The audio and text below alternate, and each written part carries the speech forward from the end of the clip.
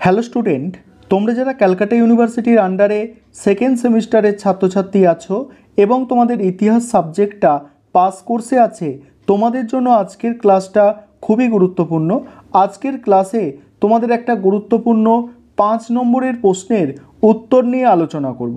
প্রশ্নটা কি আছে দেখো, প্রশ্নটা হচ্ছে প্রাচীন মিশরের অর্থনীতির ওপর একটি সংক্ষিপ্ত টিকা দাও, বা প্রশ্নটা ঘুরিয়ে আসতে পারে প্রাচীন মিশরের অর্থনীতি সম্পর্কে আলোচনা করো। অ্যান্সারটা কিভাবে লিখবে দেখো, প্রথমে তোমাদের একটা ইন্ট্রোডাকশান অর্থাৎ ভূমিকা লিখতে হবে।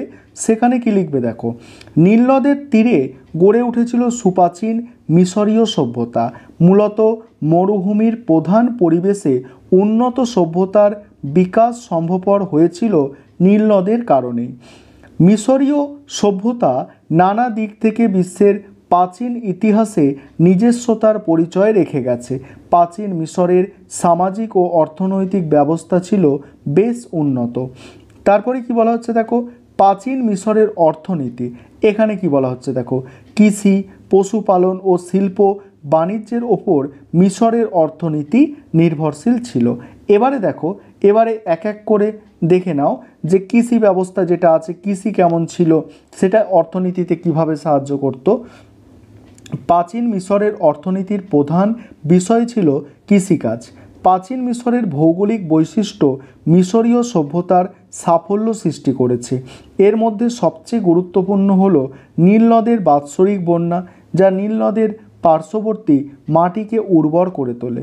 এর ফলে প্রাচীন মিশরীয়রা প্রচুর পরিমাণে খাদ্য উৎপাদন করতে, সাহিত্য, কলা, প্রযুক্তিতে সময় ব্যয় করতে পারত।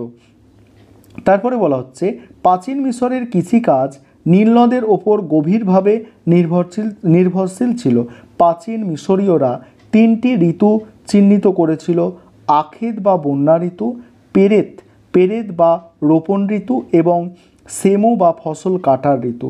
সাধারণত জুন থেকে সেপ্টেম্বর পর্যন্ত সময়কাল ছিল বন্যা ঋতু। এই সময়ে বন্যায় নদীর পাড়ে উর্বর পলিমাটি জমত। বন্যার জল সরে যাওয়ার পর অক্টোবর থেকে ফেব্রুয়ারি পর্যন্ত সময়কাল ছিল ফসল উৎপাদনকাল। কৃষকরা জমিতে লাঙ্গল দিত এবং বীজ বপন করত। খালের মাধ্যমে জমিতে সেচ দেওয়া হতো। মিশরে খুব অল্প বৃষ্টি হওয়ায় কৃষকরা নীল নদের ওপর নির্ভরশীল ছিল। মার্চ থেকে মে মাস পর্যন্ত ফসল কাটা হতো এবং তারপরে গুদামজাত করা হতো। তারপর দেখো, তুষযুক্ত গম গুঁড়ো করে ময়দা বানানো হতো, কিংবা বিয়ার তৈরি করা হতো। তারপরে বলা হচ্ছে প্রাচীন মিশরীয়রা গম, বার্লি এবং অন্যান্য শস্য উৎপাদন করত। এগুলি রুটি, তারপরে বিয়ার তৈরিতে ব্যবহৃত হতো। তম্বুর জন্য চাষ করা হতো। এটা তম্বুর হবে না, ঠিক আছে, তম্বুর নয়, এটা তাম্বুর হবে, ঠিক আছে। তাঁবুর জন্য চাষ করা হতো শন, তাঁবু এটা লিখবে, তাঁবু, ঠিক আছে। তাঁবুর জন্য চাষ করা হতো শন। আর এই তন্তু থেকে দেখো লিনেন এবং কাপড় তৈরি করা হতো। নীল নদের তীরে জন্মানো প্যাপিরাস কাগজ উৎপাদনে ব্যবহৃত হতো। তারপরে বাসস্থানের কাছে উচ্চ স্থানে ফল এবং সবজির বাগান তৈরি করা হতো। ফল এবং সবজির মধ্যে ছিল তরমুজ, তারপরে পেঁয়াজ, রসুন, লেটুস, ডাল, অন্যান্য ফল। এছাড়া আঙুর চাষ করা হতো, যা মদ তৈরিতে ব্যবহার হতো। তারপরে হচ্ছে পশুপালন। প্রাচীন মিশরের অর্থনীতির দ্বিতীয় বিষয় ছিল পশুপালন।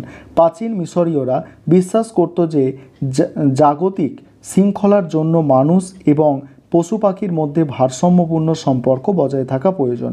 এই জন্য মানুষ এবং পশু পাখি একের বিভিন্ন অংশরূপে বিবেচনা করা হতো। এই জন্য মিশরীয়দের কাছে বন্যা অথবা পশু ছিল আধ্যাত্মিকতার উৎস। তারপরে আলোচনা করব, তার আগে যে বিষয়টা বলার আছে, তোমাদের জন্য অনলাইন কোচিং ক্লাস চলছে। তোমরা যারা অ্যাডমিশন নিতে ইচ্ছুক আছো, এই নম্বরে যোগাযোগ করতে পারো, 9123900518। এই নম্বরে তোমরা যোগাযোগ করে অ্যাডমিশন নিতে পারো। আমাদের সপ্তাহে 2 দিন করে ক্লাস হয়, রেকর্ডেড ক্লাস, তার সঙ্গে পিডিএফ নোটস অর্থাৎ স্টাডি মেটেরিয়াল দেওয়া হয়ে থাকে, তার জন্য পার মান্থ অর্থাৎ মান্থলি 200 টাকা করে ফিস নেওয়া হয়। চলো তারপরের পয়েন্ট কি আছে দেখো, পশু পরে প্যারা চেঞ্জ করে লিখতে হবে, পশু সম্পদের ওপরে কর আদায় করা হতো এবং মন্দির এবং জমিদারির জন্য তার পশু সংখ্যার পরিমাণ ছিল মর্যাদা ও প্রতিপত্তির পরিচায়ক। গবাদি পশুর সাথে মিশরীয়রা ভেড়া, ছাগল, শূকর পালন করত। এছাড়া হাঁস ও পায়রা পালন করা হতো। নীলনদে প্রচুর মাছ পাওয়া যেত। মৌমাছির চাষ করা হতো, যার থেকে মধু ও মোম পাওয়া যেত। প্রাচীন মিশরে গাধা ও ষাঁড় ভারবাহী পশু হিসাবে ব্যবহার করা হতো। জমিতে লাঙ্গল করার কাজে এদের ব্যবহার করা হতো। এরা উট ও হাতি ব্যবহারের লক্ষণ পাওয়া যায়। তারপরে দেখো বাণিজ্য কি বলা হচ্ছে দেখো, প্রাচীন মিশরীয়রা বাণিজ্যে বেশ দক্ষ ছিল।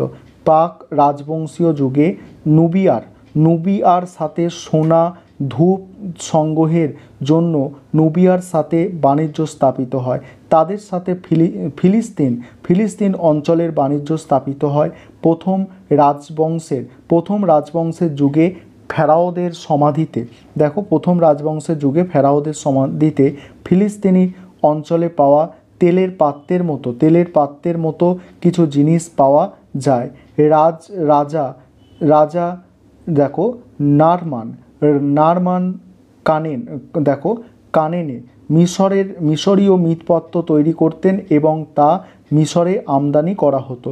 দ্বিতীয় রাজবংশের সময় জুবাইল হতে কাঠ আমদানি করা হতো, যা মিশরে পাওয়া যেত না।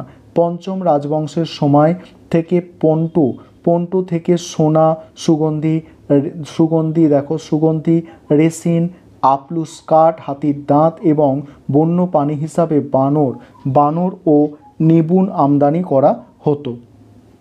এই ছিল তোমাদের আজকের ক্লাস।